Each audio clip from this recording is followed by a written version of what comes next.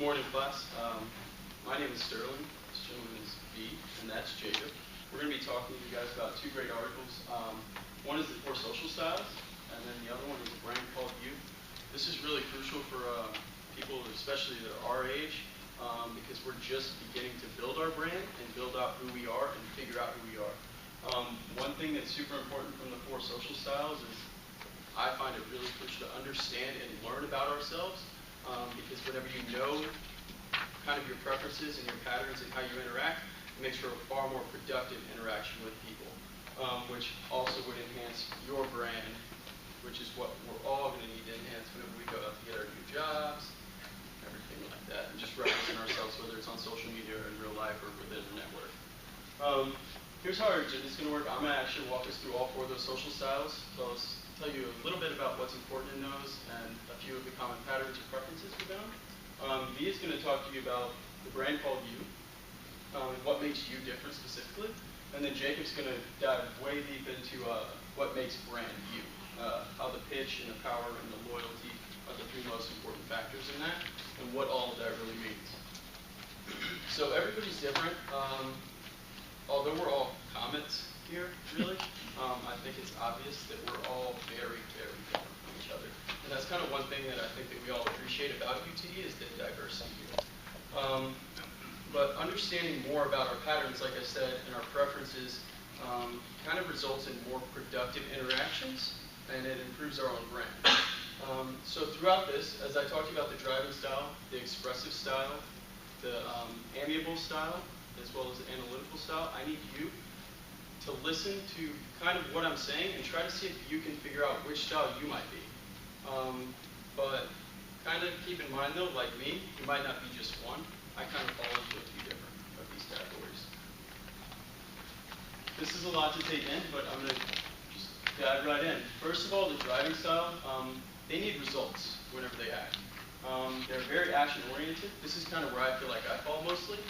I'm very action-oriented, and whenever I make decisions, I prefer to be provided with facts, concrete information, and viable options. I want to know which direction I can go with this if there is an issue.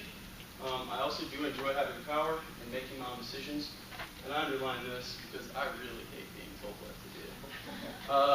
And that's kind of where I really align with that one the most. I do actually kind of align a little bit with the expressive style as well. There's a need for personal approval. It's kind of spontaneity oriented. They like to do things kind of randomly. And then whenever they're making decisions, this is kind of different. They take risks based on people's opinion. So if they know somebody that's important or successful in their minds, they might do something that they wouldn't have done previously, or if the person that they look up to didn't think it was a good idea, they kind of tend to veer away from facts and logic if it's important to them in the eyes of their successful people. As far as the amiable style, this is one I least align with. They have a need for personal security and they're really relationship oriented. That's why this one out of the 4 is the most people oriented. They prefer cooperation over competition. I'm a pretty competitive person. And they're not risk takers and they really hate direct confrontation. The last one is going to be analytical style. They have a need to be right. They're very thought oriented.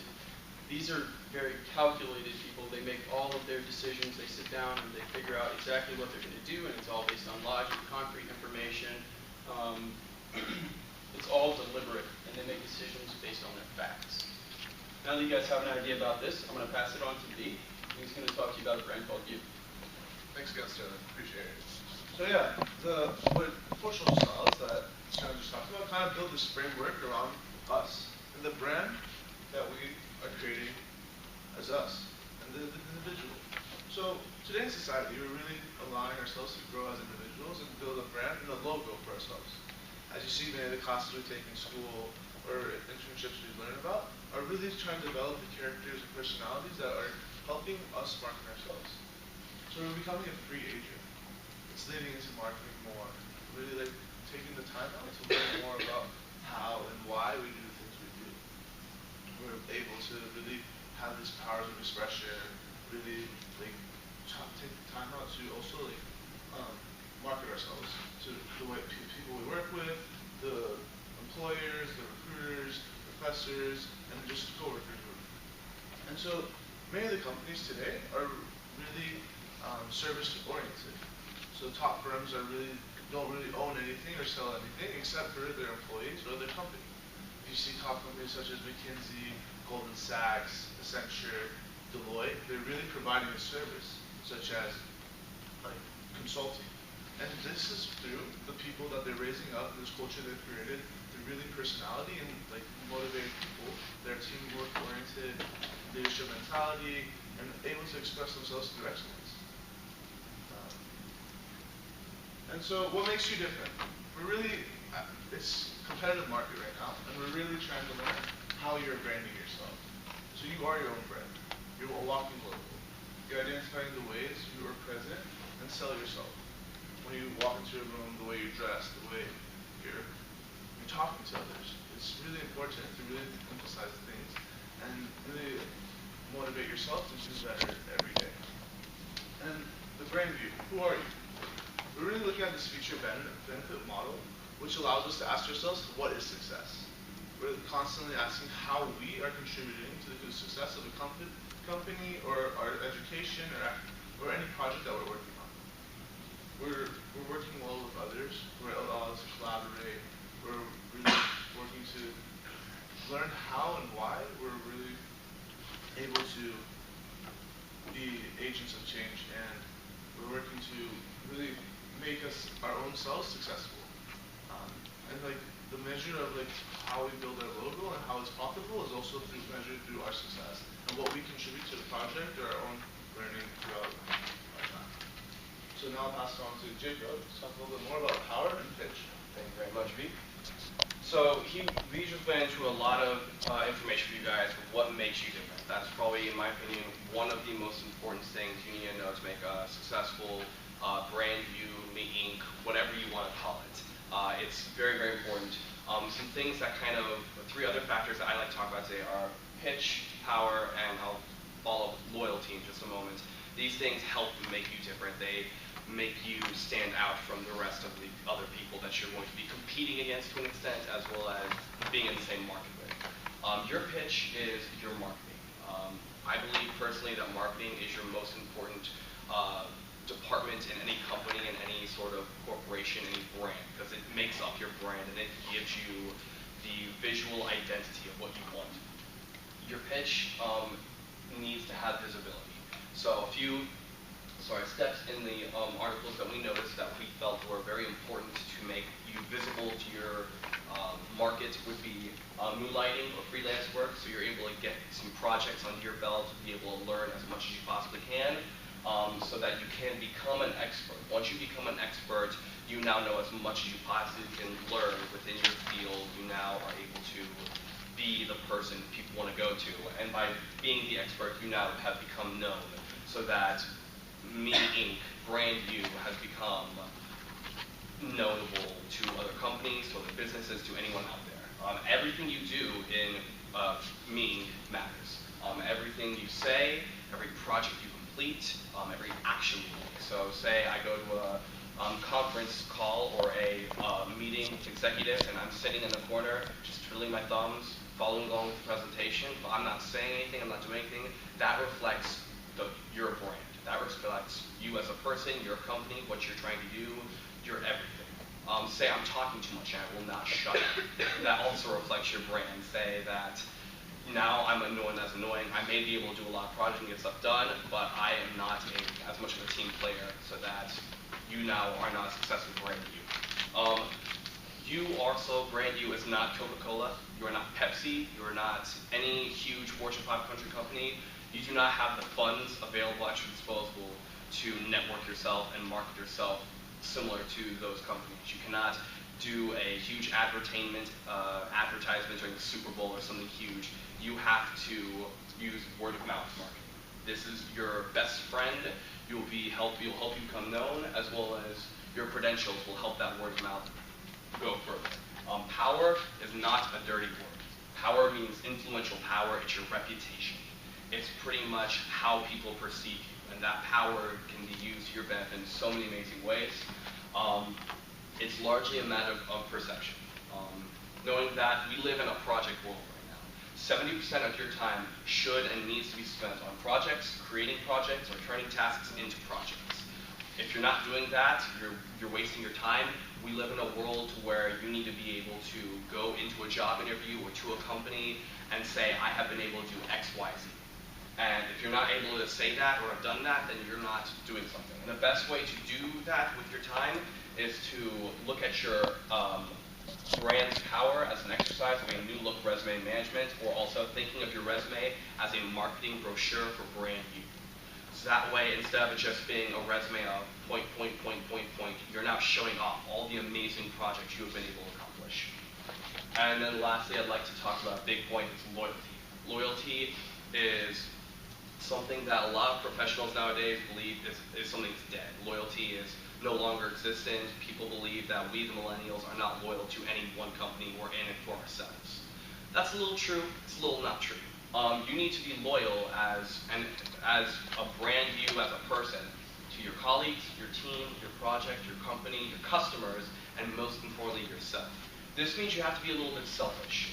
If you're not selfish, then you're thinking you have a blind loyalty to your company, and all you're doing is you're going to your 9-to-5 job. All you care about is getting your paycheck, and you're just moving on with each day. You need to be selfish so you can promote yourself and promote your own personal growth. Now, your company wants you to be selfish. I don't care what a company says. Your company wants you to be selfish.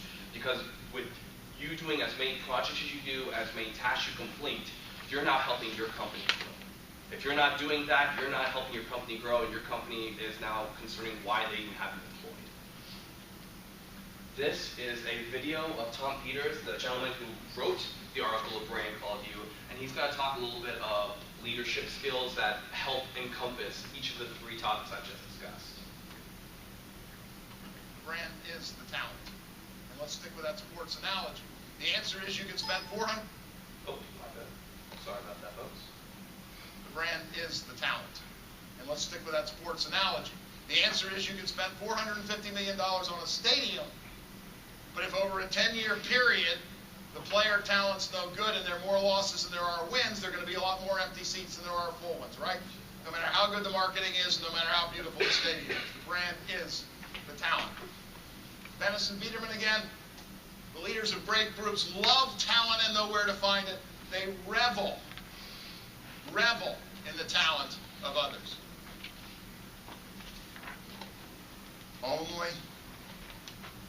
Only in the stupid world of business and government do we promote the best accountant to the head of the accounting department, the best salesman to the head of the sales department, the best trainer to the head of the training department. We don't do that in sports, right? The definition of most of our coaches at the professional level is they were second-rate or marginal players who were brilliant students of the game and people. That is, they were good. What are leaders good at doing? Leading. There was a guy when I was a kid, Yale University used to win the NCAA swimming championships year after year after year. And I've never seen this proven, but it sure doesn't surprise me. There was an interesting thing about their coach. He couldn't swim, but he could sure as heck motivate swimmers. And that's the point, isn't it? There's a thing called leadership. Now, exactly what he's talking about right now is he's talking a lot about leadership and talent. Talent is what you've been able to become. You become an expert. You've now done 70% of your time, if not 100% of your time, focused on projects. You have now become an expert. You have the talent. You have made your brand you the best it could possibly be, and now you are a leader in your field. And to be that leader, that doesn't necessarily mean you are the top of your field or necessarily the smartest in your company. There could be someone who is just a brilliant human being who has all the answers for everything, but that person may not be the best leader. That person could just be a smart accountant, but not really have that motivational skills to help your team be as successful as it can possibly be. That's what helps make brand you the best it can possibly be, is being a leader. Is there any questions that we have for you today? Okay, well, I'll pass it over to you, and we'd like to go over the questions with you. Yeah, so that was Albers. The brand is the talent. And let's stick with... The first question is, the animal person prefers cooperating or collaborating with others rather than playing Buddha. Second question is, blank style people are typically described by others as personable, talkative, and sometimes opinionated.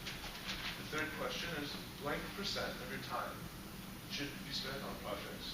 The fourth question is, what is the best form of marketing or brand view? The fifth question is, your image is your